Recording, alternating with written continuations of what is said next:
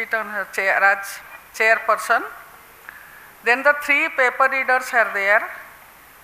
Professor Sivapalan Selvadurai from Malaysia, Dr. Baldevanand Sagar, and Dr. Ritu Jaiswal.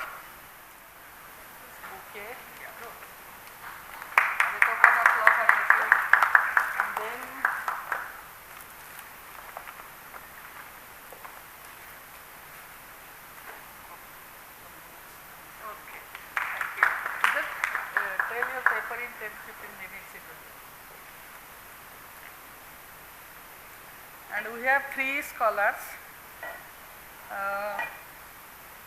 15 minutes to, maybe 10 minutes to read, and then after that 5 minutes discussion.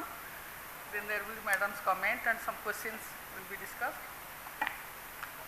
Then first I request Professor Sivapalan Selvadurai to present his speech. 10. No, you just give summaries. 10 and 5 because in 1 hour, right, after 6 you have to. You took more time in the previous session.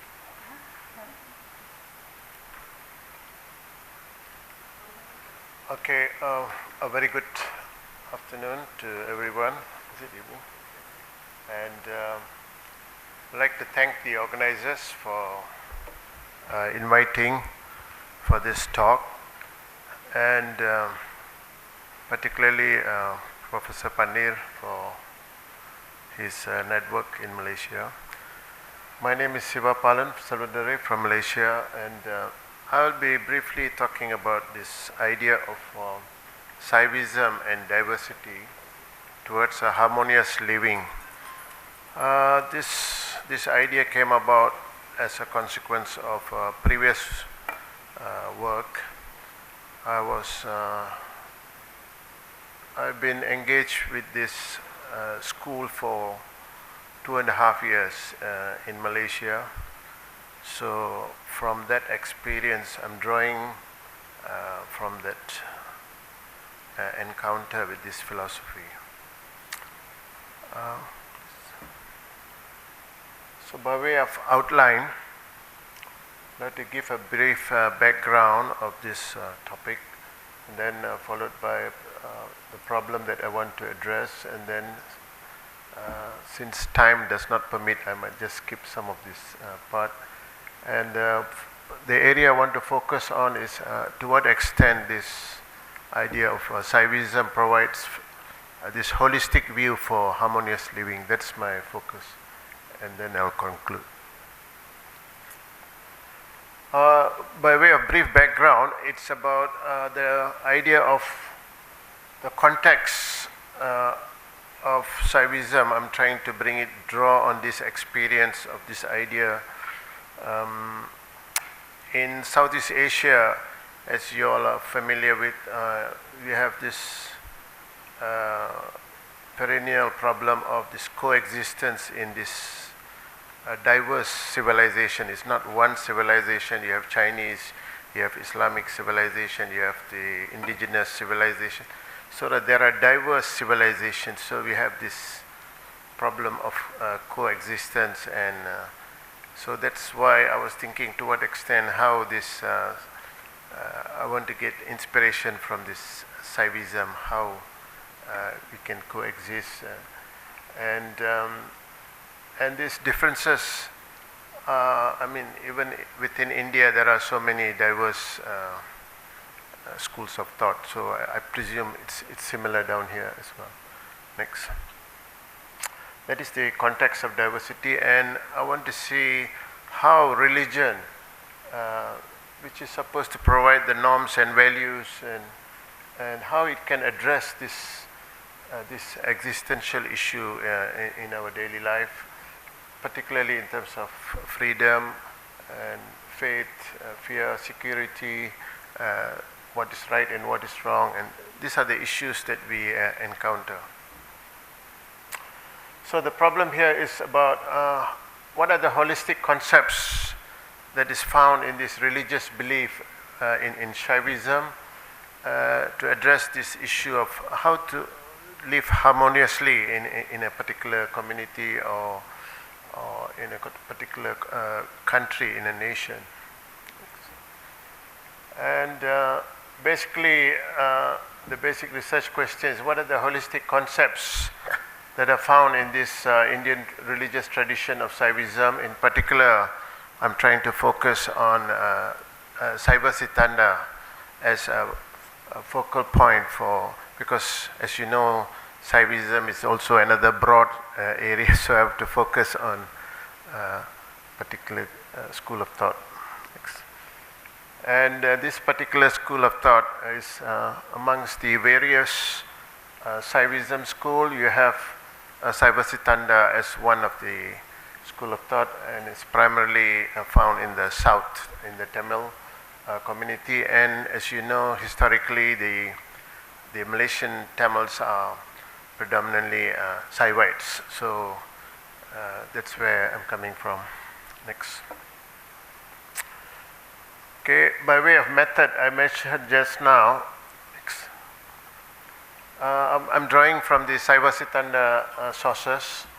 I underwent some training in a locality in Malaysia, and I have a teacher who taught me, and from there, drawing from various sources like Sivapalan and Unmai Velakam, and there are a few sources there, and that's how I draw this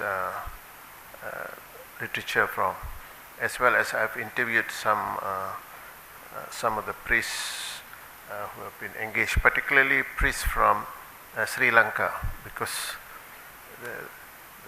the predominant priests in some of these temples are Sri Lankan priests, and they are mostly Saivites. Okay, next.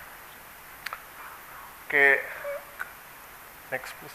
Now I'll focus on the topic, what are the holistic view of harmonious living found within the Saivism. Here I have mentioned three views. First is the nature of existence. The nature of existence here is in terms of the eternal. When I say it's the eternal, the non-material aspect, that is God, soul, and bondage. These are all eternal principles.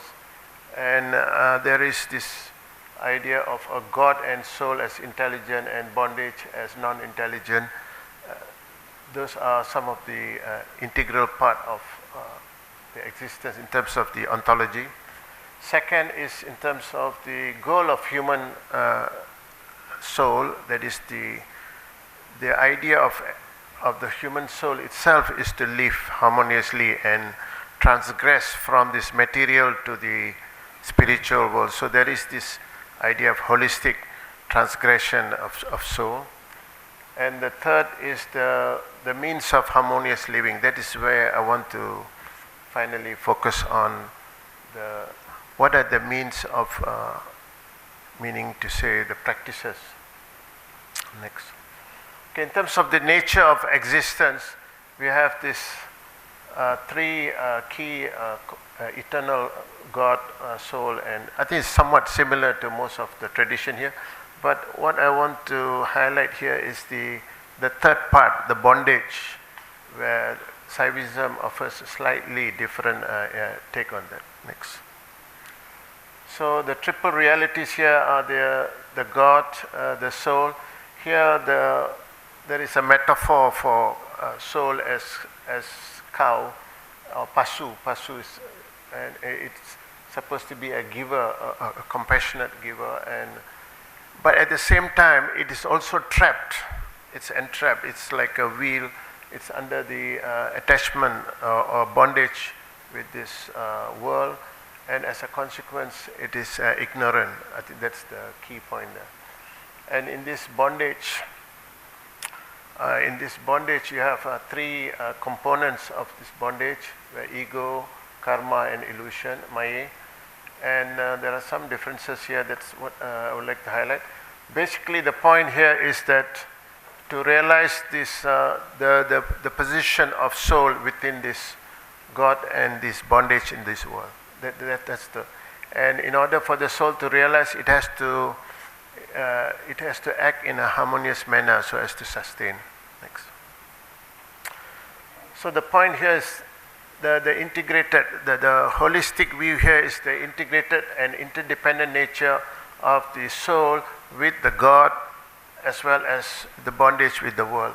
So the soul is dependent on the God for its grace, or they call it arul, as well as for the bondage.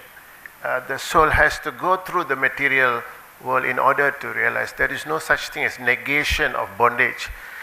The bondage is necessary for the soul to realize. So that is the point. So in other words, the soul has to experience the world in order to liberate itself. Next.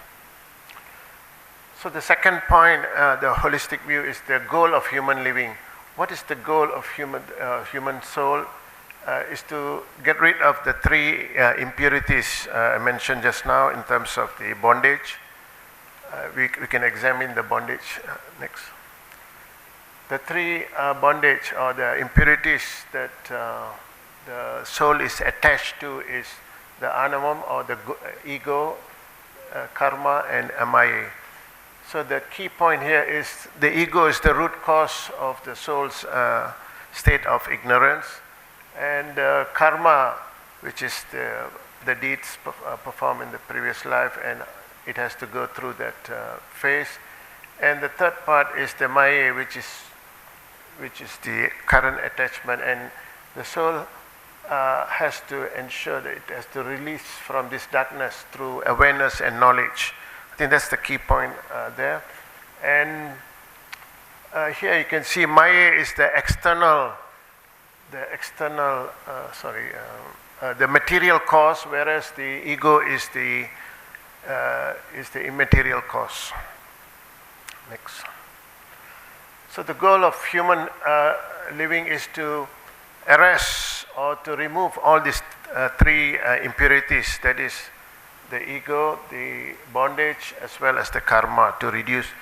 So the goal of human living in the process, when you remove this or you have egoless, you reduce your experience, you go through the experience in this worldly life, and eventually you can live in harmony. And also in terms of practice. So if one were to practice this human goal, the soul's action in this world, eventually you'll be in harmony with other being. That's the basic argument there. Finally, in terms of the means of harmonious living, in order to live in harmony, in harmonious life, there are a few precepts here I would like to highlight. One is the Dharma. Yesterday we have heard a lot about Dharma, about the obligation, the duty to be virtuous. And the second is the non-violence. And the word Saivism itself originates from the root word Saivam, connotes non-violence. And a related term to that non-violence is unconditional love, or anbu in Tamil. And then the third concept is acceptance of good and bad, meaning in order to live harmoniously, whatever experience, whatever bad or good, you have to be in a state of neutral. Only then you can live harmoniously. Sometimes you are overjoyed, it can be bad. If you are too sad or angry, it can be also bad. So you have to take that state. And the fourth is the four pathways for human action and Guru Linga. Let's go one by one, please. Okay, Dharma I've mentioned. Let's skip this. Second, the point here I want to raise here is the Saivam itself, Saivism itself connote non-injury and non-violence, and it's often reflected in vegetarianism. But the basic point is about cultivating this non-killing of other souls, which conveys the related concept that is unconditional love. And I think Jains are known for that, but this is also spelled out here. This unconditional love provide respect for all souls, which will enable in a harmonious living. The third concept for the means of living is acceptance of good and bad. I've mentioned just now. Iru means two, good and bad. Vinay means deeds. So sometimes we feel that why we are going through this hardship and all that. So you have to accept. So this karma, this so-called determinism of karma from our own action, but we have to accept that in order to move forward. So I think this is another way of harmonious living. Next. And then there is this, there is this four-path for human action. The Saivites, they practice this four pathway, that is in terms of service, in terms of ritual, in terms of the daily ritual, and then seeking God, and also jnanam, which is knowledge. Next, finally, there is another practice among the Saivite, that is the Gurulingam Sangame pathway, which is all Saivites are expected to have a guru, essence, to provide this the message, and then Lingam, which is the temple practice. Basically, temple is not only for prayers, but it's actually education, health, medicine, culture, and as well as awareness of your own identity and yourself too. And the last part is Sangame, which is social service, in order to cultivate those virtues just now. Finally, by way of conclusion here, basically this Saivism from this Saiva Siddhanta provides this holistic concept for harmonious relation, and what I'm fascinated about is the interdependence of these concepts. Let's say, in order to find solace, the soul has to